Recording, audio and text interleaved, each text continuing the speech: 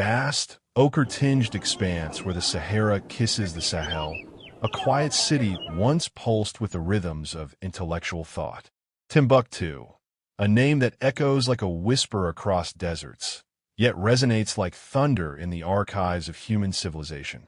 To some, it's a metaphor for remoteness. To others, it's myth.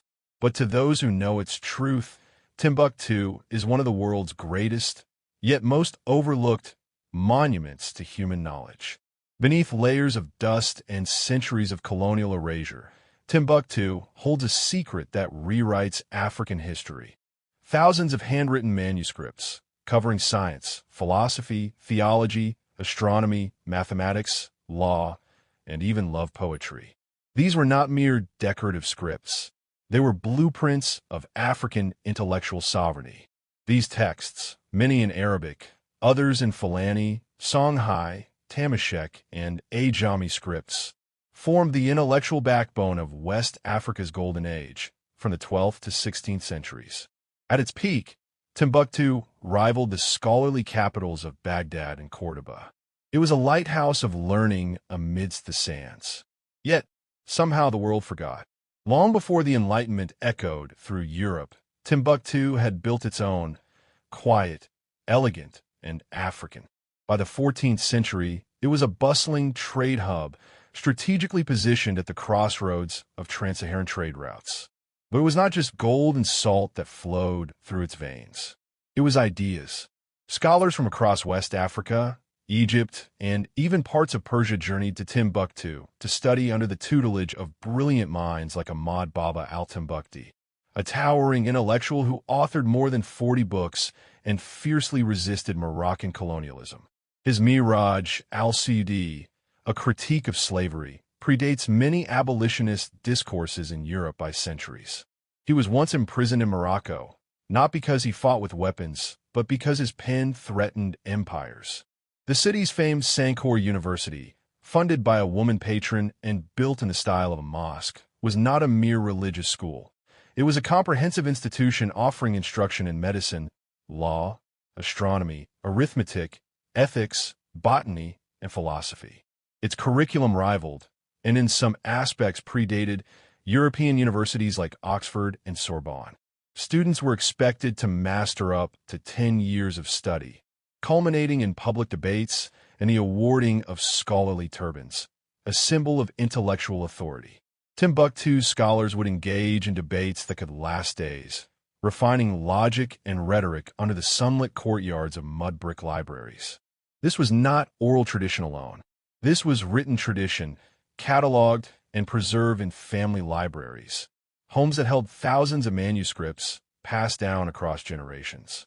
These were the libraries of the Kadi family, the Mama Haidara Library, the Abdul Qadir Library, and more, each preserving Africa's own paper trail of erudition. At its zenith, Timbuktu is believed to have housed over 700,000 manuscripts, making it one of the richest centers of knowledge in human history. But history has a cruel way of silencing what it doesn't want to remember. When colonial powers carved up Africa in the late 19th century, they brought with them a narrative that Africa had no history, no written language, no intellectual tradition. Timbuktu was left to decay under that lie. European maps would often mark it with a question mark, and European scholars would describe its existence as a matter of legend. In the eyes of the colonizers, erasing Timbuktu wasn't just about geography. It was about erasing proof of African brilliance. In truth, Timbuktu scholars were already studying Plato, Aristotle, Ptolemy, and even advancing ideas on logic and metaphysics far from the Western gaze. Manuscripts from Timbuktu reveal medical treatises on surgery and eye diseases, astronomical charts mapping planetary movements, and intricate legal doctrines on human dignity. Yet, the legacy was buried, not just by the sands of time, but by the arrogance of empire. In 2012, during Mali's political unrest, Timbuktu was again under threat. Islamic extremists affiliated with Ansar Dine torched several cultural sites and set fire to libraries. The world watched in horror But what many didn't know was that thousands of manuscripts had already been smuggled to safety, in boxes under robes by boat and donkey, thanks to the coordinated efforts of local families and preservationists like Dr. Abdulkader Haidara. The people of Timbuktu didn't just save books. They saved Africa's proof of intellectual sovereignty. They saved the paper bullets that colonialism feared. Why does this matter now? Because the memory of Africa is being reawakened.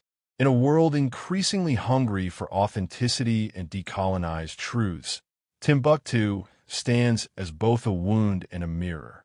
It forces us to confront the falsehoods that informed global education for centuries, that Africa contributed little to science, philosophy, or literature. In truth, Timbuktu's manuscripts explored heliocentric theories before Galileo. They engaged in legal debates about human rights and slavery before the Age of Reason.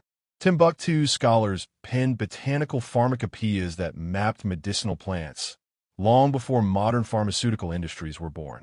They mapped celestial movements, theorized on the causes of disease, and penned ethics treatises echoing Confucian and Socratic wisdom. Today, organizations like the Timbuktu Renaissance, supported by institutions such as Harvard's Hutchins Center, are digitizing these manuscripts, making them accessible to the world. And young Africans, many in Mali, Senegal, Nigeria, and the diaspora, are reclaiming that legacy, one line of ink at a time. Through AI translation tools, digital scriptoriums, and open access platforms, the dusty scrolls of Timbuktu are being reborn into a new kind of illumination, one that affirms African genius, not just in rhythm and dance, but in reason and debate. Timbuktu's story isn't just about old books. It's about what those books mean. They speak of a world where Africa was not waiting to be discovered, but was discovering, debating, and defining itself. It was not passive. It was active. Not a footnote, but a paragraph. Not a recipient, but a contributor. In the quiet corners of desert homes, fathers and mothers once whispered to their children the names of those who wrote the stars, charted the future, and argued law by moonlight. Timbuktu reminds us that greatness does not always shout. Sometimes it is written in the fading ink of forgotten hands, waiting for us to remember. So when you next hear that Africa had no books, no philosophers, no libraries, remember Timbuktu. And remember that forgetting it wasn't an accident. It was the first step in making sure Africa wouldn't rise again. But now, the pages are turning, and the world is reading. And that's another untold chapter from the heart of Africa. If this story moved you, taught you something new, or made you proud, don't keep it to yourself. Hit the like button, leave us a comment with your thoughts, and most importantly, subscribe to Memoirs of Africa to uncover more powerful stories they never taught us.